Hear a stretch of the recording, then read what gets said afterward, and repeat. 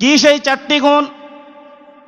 আল্লাহ রাব্বুল আলামিন বলেন, ইয়া আইয়ুহাল্লাযীনা আমানুসবিরু। প্রথম নাম্বার গুণ হলো ইসবিরু, তোমরা ধৈর্য ধারণ করো। প্রথম গুণ কি? ধৈর্য ধারণ করা। দ্বিতীয় নম্বর গুণ হলো ওয়াসাবিরু, শুধু ধৈর্য ধারণ করলেই হবে না, ধৈর্য ধারণ করার পর সেই ধৈর্যের উপর অটল অবিচল থাকতে হবে।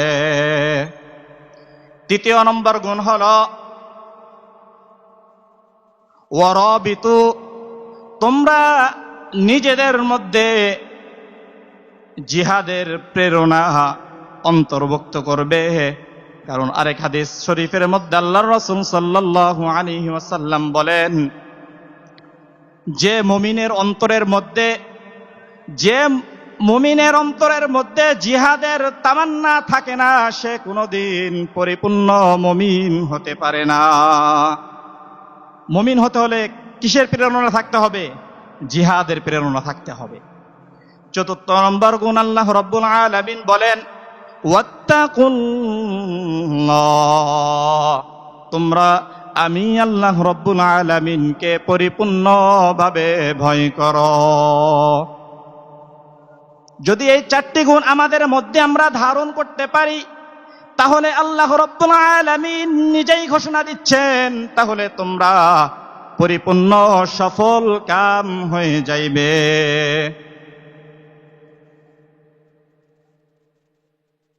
ইসবিরু এর তাফসীরের মধ্যে যতগুলো গ্রহণযোগ্য তাফসীরের কিতাব রয়েছে, সমস্ত গ্রহণযোগ্য তাফসীরের কিতাবের মধ্যে আসছে ইসবিরুর এর ব্যাখ্যায় মুফাসসিরিনে কেরাম বলেন, ইসবিরু মানে যে বিষয়টি ধৈর্য ধারণ করতে হবে। ইসবিরু হলো তোমরা তিনটি বিষয় ধৈর্য ধারণ করবে। কয়টি বিষয়? তিনটি বিষয় তোমরা ধৈর্য ধারণ করবে। এক নম্বর হলো সবরুন আনিল ইবাদা, তোমরা যখন ইবাদত বন্দেগী করবে তখন তোমরা পরিপূর্ণ ধৈর্য ধারণ করবে। এরপর দ্বিতীয় ধৈর্য ধারণ হলো সবরুন আনিল মাআসিয়া, যখন কোন গুনার কাজ যখন সামনে সংগঠিত হয়ে যাবে, যখন কোন এমন পরিস্থিতি আমাদের সামনে চলে আসবে, গুনার কোন পরিস্থিতি আমাদের সামনে চলে আসবে, তখন আমরা গুনাহ থেকে বিরত হয়ে আল্লাহ রাব্বুল আলামিনের নিকট সঙ্গে সঙ্গে তাওবা করব এবং ধৈর্য ধারণ করব। তৃতীয় নম্বর হলো সবরুন আনিল মুসিবা, যখন বান্দার উপর কোনো মুসিবত আসে তখন বান্দা যেন পরিপূর্ণভাবে ধৈর্য ধারণ করে। তাহলে মুফাসসিরিনে কেরাম বলেন, ধৈর্য ধারণ করতে হবে তিন ক্ষেত্রে। প্রথম নম্বর হলো সবরুন আনিল ইবাদা, দ্বিতীয় নম্বর হলো সবরুন আনিল মাআসিয়া, তৃতীয় নম্বর হলো সবরুন আনিল মুসিবা।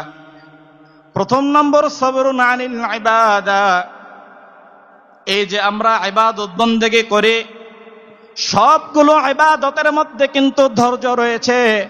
যেমন ধরেন আপনি নামাজের মধ্যে যখন দাঁড়াবেন, সুন্দর করে যখন ওযু করলেন, ওযু করার পর আপনি যখন নামাজের মধ্যে দাঁড়াইলেন, যখন আপনি সূরা ফাতিহা পড়বেন, আপনার মধ্যে যদি ধৈর্য না থাকে তাহলে আপনি সূরা ফাতিহা পড়তে তো পারবেন না। আপনি সূরা ফাতিহা পাঠ করার পর যখন অন্য সূরা মিলাবেন, তখন ধৈর্য ধারণের দরকার আছে কিনা বলেন? দরকার আছে না? এই জন্য নামাজের মধ্যে একজন ব্যক্তি যখন, একজন মুমিন যখন পরিপূর্ণ ধৈর্য ধারণ করতে পারবে, তখন তার ইবাদতটা খাঁটি ইবাদতে পরিণত হয়ে যাবে। মানুষের জীবনের প্রত্যেকটি মুহূর্তে সবর জড়ায় রয়েছে। আপনি যেখানে যান না কেন, আপনার মধ্যে যদি সবর না থাকে, ধৈর্য ধারণের ক্ষমতা না থাকে, তাহলে কিন্তু আপনি বিফল।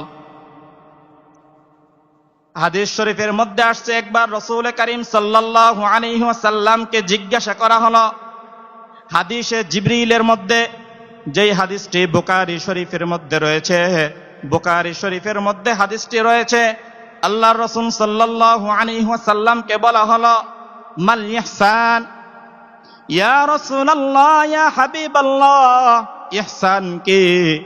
আল্লাহর রাসূল সাল্লাল্লাহু আলাইহি ওয়াসাল্লাম বললেন, ইহসান হলো ইবাদতের মধ্যে পরিপূর্ণ ধৈর্য ধারণ করা। আল্লাহর রাসূল সাল্লাল্লাহু আলাইহি ওয়াসাল্লাম বলেন, আনতা বুদুল্লাহা কাআন্নাকা তারা ফাইন লাম তাকুন তারাহু ফাইন্নাহু ইয়ারাক। হে আমার উম্মতেরা, তোমরা যখন আল্লাহ রাব্বুল আলামিনের কোন ইবাদত বندگی করবে, আনতা বুদাল্লাহা কাআন্নাকা তারা, তোমরা যখন নামাজের মধ্যে দণ্ডায়মান হবে, তখন তোমরা নিজেদের অন্তরের মধ্যে এই আশা নিয়ে আসবে যে আল্লাহ রাব্বুল আলামিনকে আমি সরাসরি দেখতেছি। সুবহানাল্লাহ। যদি তা না হয়, যদি সেটা সম্ভব না হয়, তাহলে রাসূল কারীম সাল্লাল্লাহু আলাইহি ওয়াসাল্লাম নিজেই বলেন, ফাইন লাম তাকুন তারাহু ফাইন্নাহু ইয়ারাক। যদি ইহা সম্ভব না হয়, তাহলে তুমি কমসে কম নিজের মধ্যে এ ধারণা রাখবে যে আমি আল্লাহ রাব্বুল আলামিনকে দেখতে পাচ্ছি না, ঠিক আছে, কিন্তু আল্লাহ রাব্বুল আলামিন আমাকে ভালোভাবেই দেখতেছেন। বুঝে আসছে? তুমি যখন ইবাদতের মধ্যে দাঁড়াবে, তখন নিজেকে নিজের মনের মধ্যে ইহা ধারণা রাখবে যে আমি আল্লাহ রাব্বুল আলামিনকে দেখতেছি। যদি না আসে, তাহলে কমসে কম এতটুকু অবশ্যই নিজেদের মধ্যে নিয়ে আসতে হবে যে আমি আল্লাহ রাব্বুল আলামিনকে দেখতে পারি নাই, কিন্তু আল্লাহ রাব্বুল আলামিন আমাকে দেখতেছে। কারণ দেখেন, পৃথিবীর নিজাম, একজন ব্যক্তি যখন কোনো মানুষের বাড়িতে কোনো কাজ করে, তো সে কাজের সময় যদি মালিক স্বয়ং উপস্থিত থাকে, তাহলে সে শ্রমিক যখন কাজটি করবে, তখন তার মনোযোগ কাজের মধ্যে পরিপূর্ণ থাকে। কথা কি ঠিক বললাম নাকি ভুল বললাম? কারণ আপনি যখন কাজ করবেন, তখন মনে যখন করবেন, আপনার মনিব আপনার সামনে রয়েছে, তখন কিন্তু আপনি কাজটিকে পরিপূর্ণভাবে করবেন। কিন্তু আপনার মনিব যদি সামনে না থাকে, তাহলে সেরকম ভাবে কিন্তু কাজটি আদায় হবে না। এই জন্য আল্লাহর রাসূল সাল্লাল্লাহু আলাইহি ওয়াসাল্লাম বলেন, তোমরা যখন ইবাদত বندگی করবে, তখন তোমরা মনে করবে আমি সরাসরি আল্লাহ রাব্বুল আলামিনকে দেখতেছি। যদি তা না হয়, তাহলে কমসে কম নিজের মধ্যে এতটুকু ধারণা অবশ্যই নিয়ে আসতে হবে যে আল্লাহ রাব্বুল আলামিন আমাকে দেখতেছেন। শুধু তাই নয়, আল্লাহ রাব্বুল আলামিন শুধু বাহ্যিক উপরে দেখেন, বিষয়টি কিন্তু এমন নয়। বরং পবিত্র কুরআনুল কারীমের মধ্যে আল্লাহ রাব্বুল আলামিন বলেন, ইয়ালামু খাইনাতাল আ'য়ুনি ওয়া মা তুখফিস সুদূর। অন্যত্র আল্লাহ রাব্বুল আলামিন বলেন, কুল ইন কুনতুম তুহিব্বুনাল্লাহা ফাত্তাবিউনি কুল ইন তুখফু মা ফি সুদূরিকুম আও তুবদুহু ইয়ালামহুল্লাহ। আল্লাহ রাব্বুল আলামিন বলেন, হে নবী, আপনি জানিয়ে দিন, কুল ইন তুখফু, তোমরা যা কিছু মা ফি সুদূরিকুম, তোমাদের অন্তরের মধ্যে রাখো, আও তুবদুহু, অথবা তোমরা যা কিছু প্রকাশ করো, সমস্ত কিন্তু ইয়ালামুহুল্লাহ, আল্লাহ রাব্বুল আলামিন কিন্তু ভালো করেই জানেন। কে জানেন? আল্লাহ রাব্বুল আলামিন ভালোভাবেই জানেন। অর্থাৎ আপনার অন্তরের মধ্যে কি রয়েছে, আপনার অন্তর কি চায়, কে জানেন? আল্লাহ। আপনি অন্তরে মনে মনে ধারণা করতেছেন যে আমি আগামীকালকে অমুক জায়গায় যাব, আল্লাহ রাব্বুল আলামিন জানতে পাচ্ছেন না? পাচ্ছেন। তাহলে আল্লাহ রাব্বুল আলামিন স্পষ্ট ভাষায় বলেন, তোমাদের অন্তরের মধ্যে যা কিছু আছে আল্লাহ রাব্বুল আলামিন কিন্তু ভালোভাবে জানেন। তোমাদের অন্তরের মধ্যে যা আছেন তাও আল্লাহ রাব্বুল আলামিন জানেন, এবং তোমাদের উপরে তোমরা যা কিছু প্রকাশ করো সমস্ত কিছু আল্লাহ রাব্বুল আলামিন ভালোভাবে জানেন। এরপর আল্লাহ রাব্বুল আলামিন দ্বিতীয় নম্বর যেই বিষয়টি আমি বলেছিলাম আপনাদেরকে যে ধৈর্য ধারণ করতে হবে, সবরুন আনিল ইবাদা। দ্বিতীয় নম্বর হলো সবরুন আনিল মাসিয়া।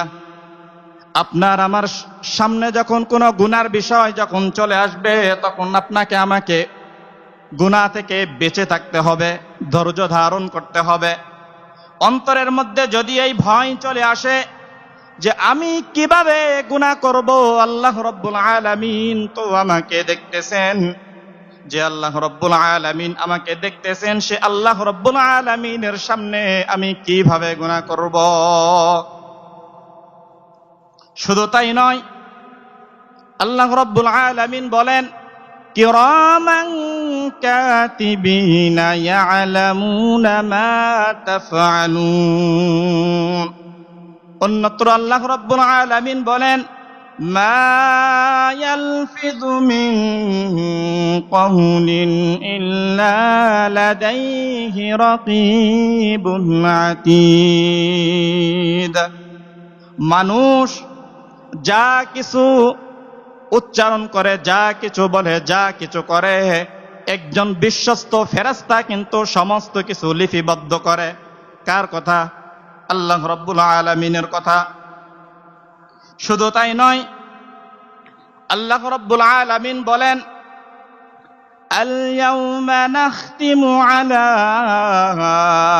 আফওয়াহিহিম ওয়া তুকাল্লিমুনা আইদিহিম ওয়া তাশহাদু আরজুলুহুম বিমা কানু ইয়াকসিবুন। পবিত্র কুরআনুল কারীমের মধ্যে আল্লাহ রাব্বুল আলামিন বলেন মানুষ যা কিছু করে সমস্ত কিছু কিন্তু ফেরেশতা লিপিবদ্ধ করে।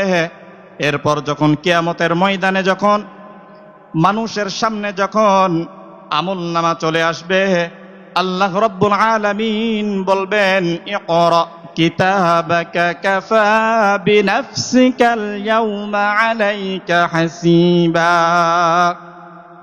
ইকরা, তুমি তোমার আমলনামা নিজেই পড়ো। কাফা বিনাফসিকাল ইয়াওমা আলাইকা হাসিবা, আজকে তোমার আমলনামা তুমি পড়ার জন্য নিজেই যথেষ্ট। কে বলবেন? আল্লাহ রাব্বুল আলামিন বলবেন।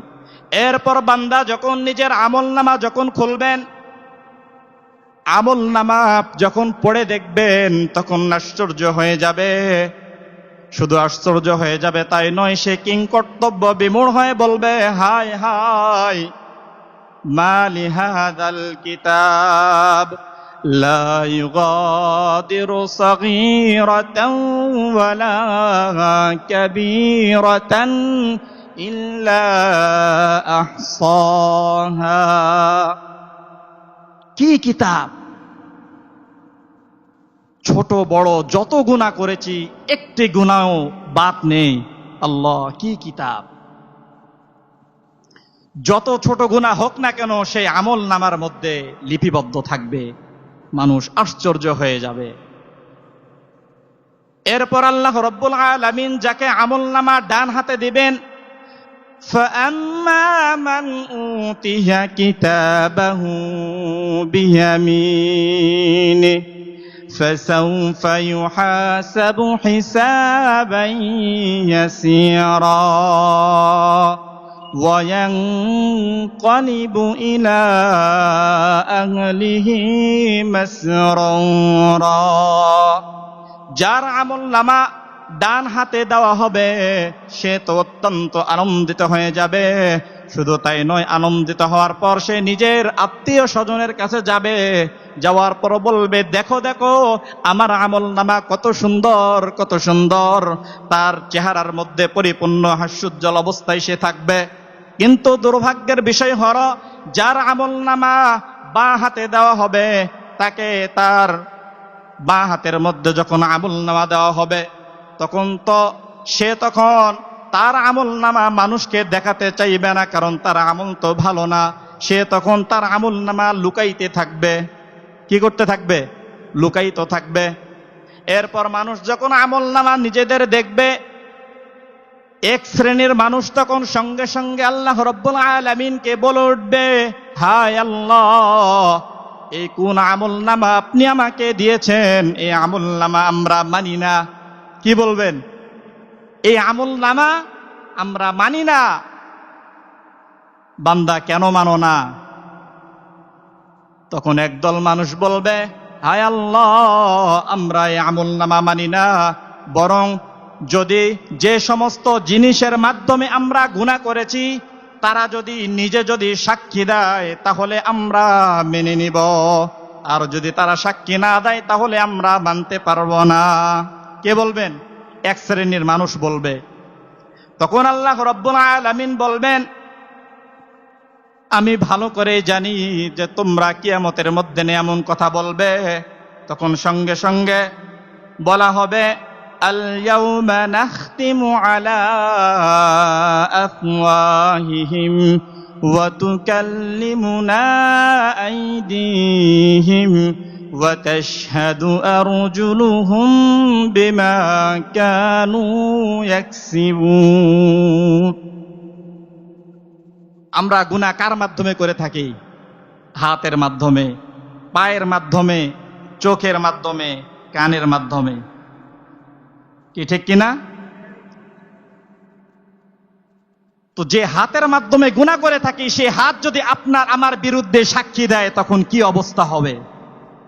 যেই পায়ের মাধ্যমে আপনি আমি গুনাহ করে থাকি, সেই পা যদি কিয়ামতের ময়দানে আপনার আমার বিরুদ্ধে সাক্ষী দেয় কি অবস্থা হবে?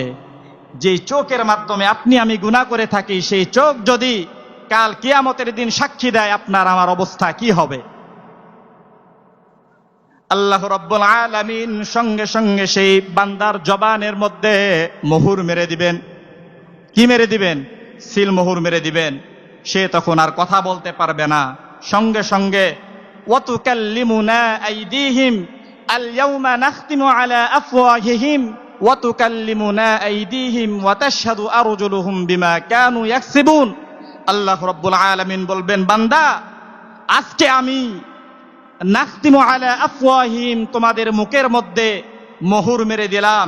ওয়া তুকাল্লিমুনা আইদিহিম, আজকে তোমরা যে হাতের মাধ্যমে তোমরা পৃথিবীতে থাকা অবস্থায় তোমরা গুনাহের কাজ করতে, যে হাতের মাধ্যমে তোমরা গুনাহ করতে, সেই হাত তখন কিয়ামতের দিন সাক্ষী দেবে।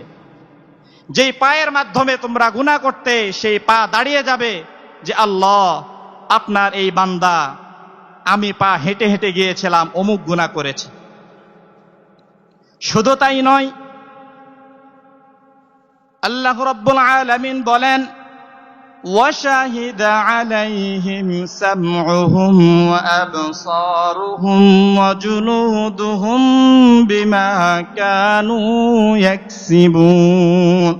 শুধু তাই নয়, وَشَهِدَ عَلَيْهِمْ سَمْعُهُمْ, তাদের বিরুদ্ধে সামউহুম, সামউন শব্দের অর্থ হচ্ছে কান।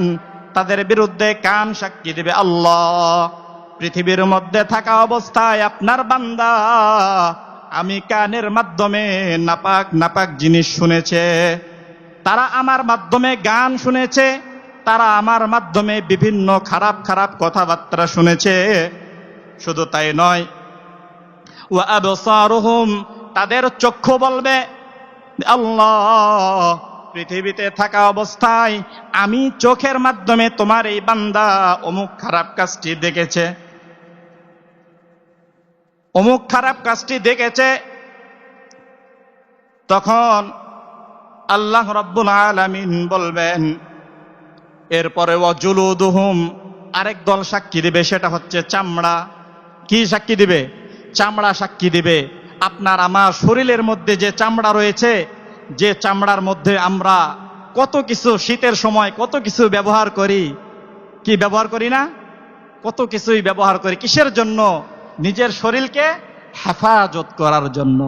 তো যেই শরীরকে হেফাজত করার জন্য যে হাতকে হেফাজত করার জন্য, যে পাকে হেফাজত করার জন্য আমরা কত কিছু করে থাকি, কত টাকা পয়সা খরচ করে থাকি, সেই হাত, সেই পা, সেই চামড়া কাল কিয়ামতের দিন আপনার আমার বিরুদ্ধে সাক্ষী দেবে। তাহলে এই সমস্ত জিনিস যখন আপনার আমার বিরুদ্ধে সাক্ষী দিবে, এখন আমাদেরকে একটু বোঝা দরকার, আমরা যার জন্য এত কিছু করলাম তারাই যদি আমাদের বিপক্ষে হয়ে যায়, তাহলে আমরা এদের জন্য এত কিছু করে লাভ কি? বুঝে আসছে? আমরা যেগুলোর জন্য এত কিছু করলাম পৃথিবীতে থাকা অবস্থায়, তারাই যদি আমার বিপক্ষে সাক্ষী দেয়, আমার অবস্থা দাঁড়াবে কোথায়? এই জন্য আপনাদেরকে বলবো, বাবারা, ভাইয়েরা, জীবনে অনেক গুনাহ করেছি, আসুন একটু তাওবা করি। কারণ কাল কিয়ামতের দিন আপনার আমার বিরুদ্ধে যখন এই হাত, এই পা, এই মুখ, এই সমস্ত কিছু যখন সাক্ষী দেবে, তখন আপনার আমার কিন্তু আর কোনো বাঁচার উপায় থাকবে না। এরপর 3 নম্বর হলো সবরুন আনিল মুসিবা। বিপদ আসলে ধৈর্য ধারণ করতে হবে। কারণ যে কোনো বিপদ আপদ কার পক্ষ থেকে আসে? বিপদ আপদ কার পক্ষ থেকে আসে? আল্লাহ রাব্বুল আলামিনের পক্ষ থেকে আসে। এই জন্য আমরা যখন আমাদের উপর বিপদ আসবে, তখন অবশ্যই আমরা কি করব? পরিপূর্ণভাবে ধৈর্য ধারণ করব। এরপরে আমি যে আপনাদেরকে বলেছিলাম, এই 3টি বিষয়ের উপর আমরা যদি পরিপূর্ণভাবে ধৈর্য ধারণ করতে পারি, তাহলে আমরা কামিয়াব হয়ে যাব। এরপর আল্লাহ রাব্বুল আলামিন যে 4টি বিষয় বললেন, ইয়া আইয়ুহাল্লাযীনা আমানুসবিরু ওয়াসাবিরু ওয়ারাবিতু ওয়াত্তাকুল্লাহ। প্রথম নম্বর গুণ হলো, ঈমান আনার পর তোমরা যদি সফল কাম হতে চাও, তাহলে অবশ্যই অবশ্যই তোমরা নিজেদের মাঝে ধৈর্য ধারণ করার গুণ নিয়ে আসবে। এরপর ধৈর্য ধারণ করার পর এর উপর অটল থাকবে, অবিচল থাকবে। 3য় নম্বর গুণ হলো, তোমরা নিজেদের মধ্যে জিহাদের প্রেরণা রাখবে। কারণ জিহাদের প্রেরণা আপনার আমার মধ্যে অবশ্যই থাকা জরুরি। আমরা যদি মুসলমান দাবি করি, তাহলে আমাদের জন্য উচিত হলো অবশ্যই আপনার মাঝে, আমাদের মধ্যে জিহাদের প্রেরণা থাকতে হবে। 4র্থ নম্বর হলো ইত্তাকুল্লাহ। 4র্থ নম্বর কি? ইত্তাকুল্লাহ, আল্লাহ তাআলাকে পরিপূর্ণভাবে ভয় করা। কারণ একজন বান্দা যখন আল্লাহ রাব্বুল আলামিনকে পরিপূর্ণভাবে ভয় করবে, তখন তার মাধ্যমে কোনো গুনাহ হতে পারে না। কারণ সে যখন দেখবে যে হায় আল্লাহ, আমি কিভাবে গুনাহ করব, আল্লাহ রাব্বুল আলামিন তো আমাকে দেখতেছেন, আমি ঘরের মধ্যে রয়েছি, অন্ধকারের মধ্যে রয়েছি, কেউ দেখে না, দেখে কে? আল্লাহ। ঘরের মধ্যে আপনি গুনাহ করবেন, দেখবেন আল্লাহ। আপনি যখন যেখানে যাবেন, সর্বদা আপনাকে আমাকে পর্যবেক্ষণ করেন কে? আল্লাহ। এই জন্য আসুন আমরা আজ থেকে তাওবা করি।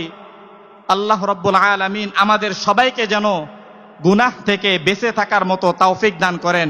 তাহলে এই 4টি গুণ আমরা যদি আমাদের নিজেদের মধ্যে ধারণ করতে পারি, তাহলে আল্লাহ রাব্বুল আলামিন নিজেই বলেন, লাআল্লাকুম তুফলিহুন, হে বান্দা তোমরা তাহলে সফল কাম হয়ে যাবে।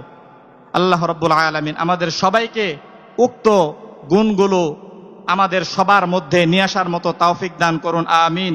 ওয়া আখিরু দাওয়ানা আলহামদুলিল্লাহি রাব্বিল আলামিন।